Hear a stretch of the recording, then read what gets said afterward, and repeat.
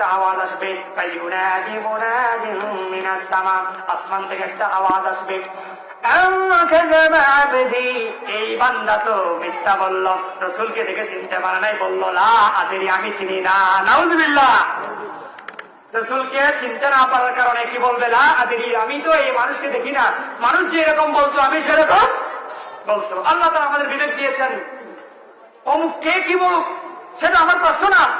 আল্লাহ কোরআন দিয়েছে, সিয়াদিতের হাদিস আছে, সেটা একটু একটু পড়লেই তো আমরা জানতে পারি, ঠিক কিনা? সেজন্য বলবে আল্লাহ রসুলকে না ছেড়ার কারণে আসমান থেকে আওয়াজ এসে বলবে, আনকাযাবা আব্দি, আমার বান্দা তো মিথ্যা বলল। নাউজুবিল্লাহ বলেন। ফাআফরিশুহু মিনান নার, তাকে জাহান্নামের বিছানা বিছাইয়া দাও। আহা, যে জাহান্নামের বিছানা আগুন ছাড়া কিছু নাই।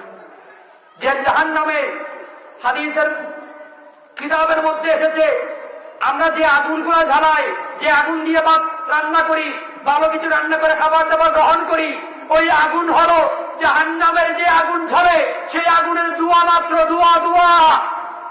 জাহান্নামের ধোঁয়া, এগুলো আগুন নয়। তার মানে হিসাব করে দেখেন জাহান্নামের আগুন কত ভয়াবহ। ওই বান্দাকে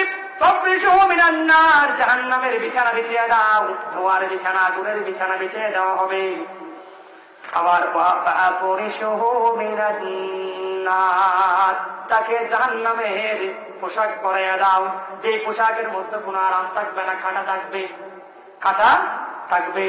জাহান্নামের ওই পোশাকটা পরিয়ে দেওয়া হবে, যেই পোশাকটা তাকে জ্বালাতে জ্বালাতে শেষ করে দিবে। আবার তাকে জীবন দেওয়া হবে, আবার জ্বালাবে, আবার শেষ করে দিবে। নাউজুবিল্লাহ বলেন। এরপরে আওয়াজ আসবে,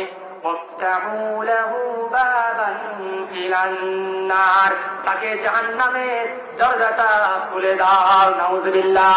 এরপরে আসবে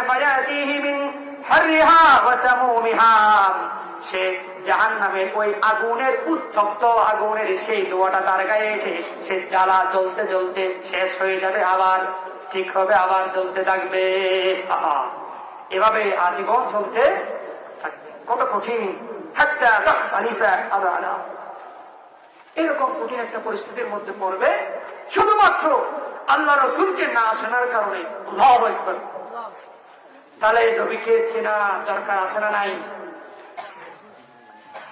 নবীকে চেনা দরকার আছে না নাই?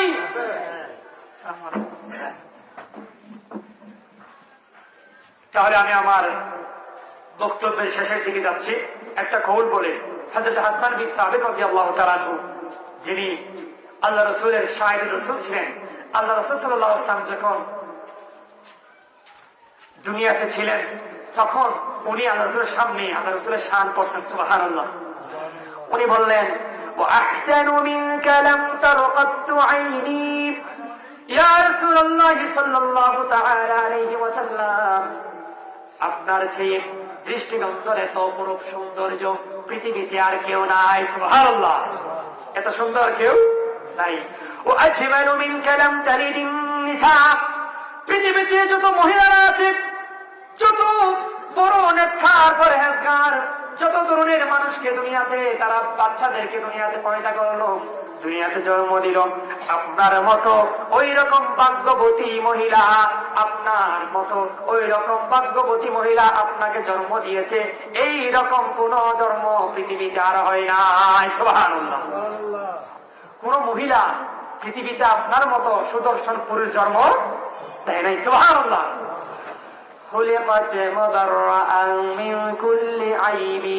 আপনাকে আল্লাহ তাআলা এমন ভাবে বানিয়েছেন, সৃষ্টি করেছেন, সৃজন করেছেন, যেন মনে হয় আল্লাহ তাআলা যেমন চেয়েছেন সেভাবে আপনাকে বানিয়েছেন। সুবহানাল্লাহ।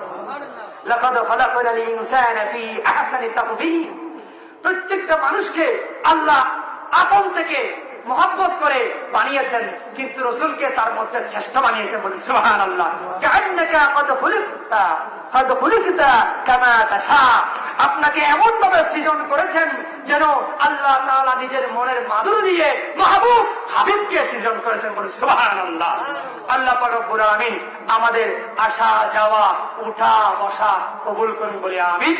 আল্লাহ পাক রব্বুল আলামিন আজকে যিনি আয়োজন করেছেন মোহাম্মদ শাহজাহান ভাই, আল্লাহ পাক রব্বুল আলামিন ওনার ব্যবসা বাণিজ্যের মধ্যে বরকত দিন বলে আমিন। ওনার এই যে পরিবারের এই যে ছাদের মধ্যে যে প্রোগ্রামটা করেছেন, এই মিলাদুন নবী সাল্লাল্লাহু আলাইহি ওয়াসাল্লামের মাহফিলের ওসিলায় ওনার জীবনের সমস্ত নেক মাহাজনকে, নেক যে আশা, মনের আশা, দিলের আশা আছে, বিশেষ করে ওনার নাতনিকে উপলক্ষ করে আজকের যে আয়োজন করেছেন, আল্লাহ পাক রব্বুল আলামিনের দরবারে কিয়ামতের কঠিন মুসিবতের সময় নাজাতের ওসিলা বানিয়ে দিন বলে আমিন। ওয়া আখিরু দাওয়ানা আলহামদুলিল্লাহি রাব্বিল আলামিন। আসসালামু আলাইকুম ওয়া রাহমাতুল্লাহি ওয়া বারাকাতুহু।